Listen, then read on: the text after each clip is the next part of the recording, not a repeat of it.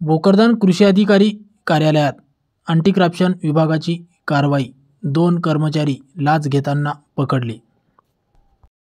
भोकरदन कृषी अधिकारी कार्यालयात कृषी पर्यवेक्षक आणि कृषी सहाय्यकाला 5,000 रुपयाची लाच घेताना पकडलं आहे.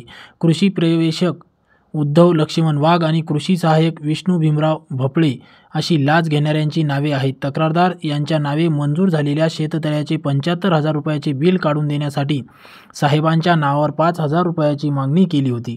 मात्र तक्रारदार लाच देण्याची तयारी नसल्यानं त्यांनी लाचलुचपत प्रतिबंधक विभागाशी संपर्क केला असता सापळा लावण्यात आला होता. त्यानुसार 3,000 रुपयाची लाच घेताना कृषी सहाय्यकाला रंगेहात पकडण्यात आले आहे.